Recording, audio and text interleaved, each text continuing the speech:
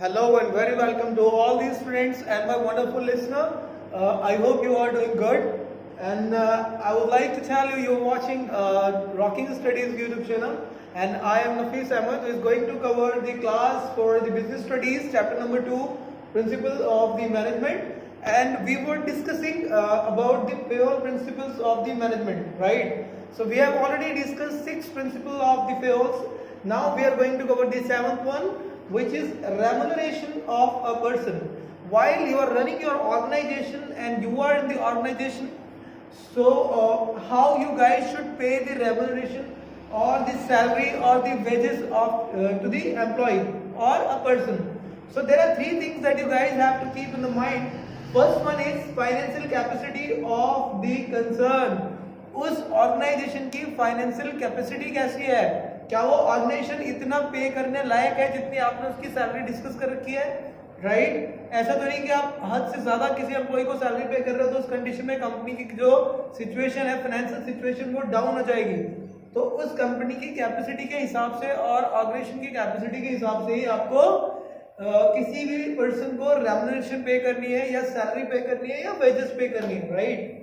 Second thing is by keeping in the mind the minimum wages act of government, right?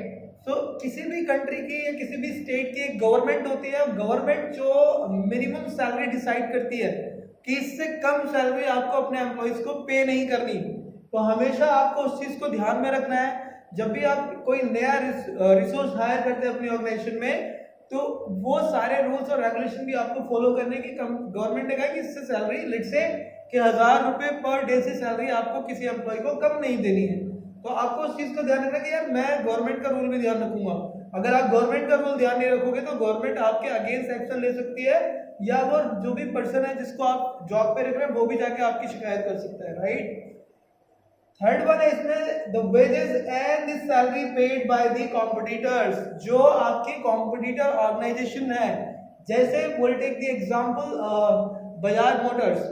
तो Bajaj motor while they are going to pay the wages, उनको ध्यान रखना है कि अशोका लीलैंड जितनी mechanical company, Tata Motors, right, ये कितना पे कर रही है, उसी के बिहाफ पे आपको उसी को चीज को ध्यान में रखते हुए कि अगर वो कंपनी 10-10 हजार फ्रेशर को पे कर रही है तो आप भी 10,000 रखिए, या 10,500 कर दीजिए या 9,500 कर दीजिए। थोड़ा बहुत ऊपर नीचे चलेगा बट ज्यादा नहीं होना चाहिए, वरना कॉम्पिटिटर जब सैलरी अच्छी पे करेंगे तो आपके एम्प्लॉइज क्या करेंगे, वहां से मूव कर लेंगे या आपके पास जॉब नहीं करेंगे, जिसकी वजह से आपका अट्रेशन रेट बढ़ जाएगा। अट्रेशन क्या होता है कि हम बात करते हैं कि जैसे मैंने एक एम्प्लॉय को हायर किया, अब हुआ क्या, वो बेचारे को मजबूरी थी, जॉब नहीं लग रही थी, वो 10,000 में ही काम करने के लिए तैयार हो गया।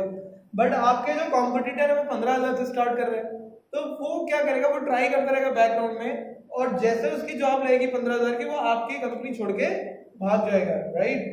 Let's take the positive point of this point कि remuneration of a person की positive point क्या है। अगर आप सही से remuneration पे करते हो, सैलरी पे करते हो, तो employees get motivated, employees हमेशा motivated रहेंगे। employees क्या करेंगे, यार हमें तो सैलरी बढ़िया मिल रही है, फैमिली का स्टैंडर्ड बढ़िया चल रहा है, बढ़िया से जी रहे हैं अपनी जिंदगी, कहीं कोई कमी नहीं है, तो वो मोटिवेटेड रहेंगे, टेंशन में नहीं रहेंगे, जिसकी वजह से क्या होगा, काम अच्छे से करेंगे आपके ऑर्गेनाइजेशन का, and organization can get the common goals easily.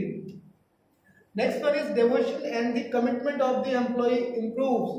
अब जब एम्प्लॉइज को सैलरी बढ़िया मिल रही है, खाने पीने में दिक्कत नहीं आ रही, बच्चे अच्छे से एजुकेशन ले रहे हैं, तो उनका कमिटमेंट जो होगा ऑर्गेनाइजेशन के लिए, और जो ऑर्गेनाइजेशन के लिए उनका मतलब एक नजरिया होगा, वो अच्छे से इंप्रूव कर जाएगा। एम्प्लॉय बढ़िया से अपने काम को करेंगे, और जो आप उनको पर्टिकुलर टाइम पीरियड में काम दोगे वो आराम से करेंगे उसको, ठीक है? इन द अब्सेंस, अगर ये वाला रूल और प्रिंसिपल आपकी ऑर्गेनाइजेशन में नहीं होता है, अब्सेंस है इस रूल से, तो कौन कौन सी प्रॉब्लम आ सकती है आपको? देखो, इन दोनों में पॉजिटिव पॉइंट और भी बहुत सारे हैं, बट क्योंकि टाइम बहुत कम है, और दूसरा आपकी बुक में भी यही दे रखा है, तो आई हैव पिक्ड अप, आप अपने हिसाब से भी बना सकते हैं, ठीक है? कैसे बनाएंगे आप?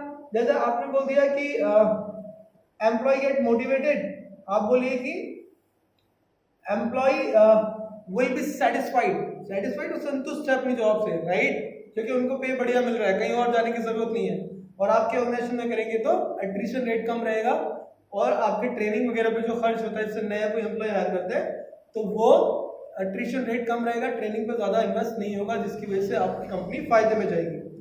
इन एब्सेंस में क्या होगा, increase in turnover of the employee. देखिए ये वही वाला पॉइंट है कि आपके जो एम्प्लॉइज का टर्नओवर है वो बढ़ जाएगा। अगर सैलरी कम दोगे तो एम्प्लॉइज मूव करके भागेंगे आपकी कंपनी से, मतलब 4 साल 5 साल 10 साल लग के काम नहीं करेंगे, 6 महीने में 1 साल में ही चले जाएंगे। तो जो एम्प्लॉइज का टर्नओवर है 1 साल का वो बढ़ जाएगा, इंक्रीज हो जाएगा, राइट, जिसकी वजह से आपको ट्रेनिंग पे हायरिंग पे पैसा लगाना पड़ेगा और वो फालतू में पैसा बहुत ज्यादा इन्वेस्ट हो जाएगा, खराब हो जाएगा आपका, ठीक है। तो आप ऐसा नहीं करना। दूसरा इसमें dissatisfaction and the demotivation of the employee. अब मेरा एक दोस्त है, वो काम कर रहा है किसी कंपनी में, उसको सैलरी 15,000 मिल रही है, मुझे 10,000 मिल रही है, सेम काम वो कर रहा है, सेम मैं कर रहा हूँ दूसरी ऑर्गेनाइजेशन में, तो मैं क्या होऊंगा, मैं डिससेटिस्फाइड रहूंगा, सेटिस्फाइड नहीं रहूंगा अपनी जॉब से, और डिमोटिवेटेड भी रहूंगा, कहूंगा यार मेरी कंपनी तो ठीक से पे नहीं करती है, मुझे बहुत कम पैसे दिए, उसकी कंपनी बढ़िया है, उसको अच्छा पे करती है, राइट। सो इन चीजों के ये नेगेटिव इंपैक्ट रहेंगे। आई होप कि आपको ये समझ में आया होगा पूरा।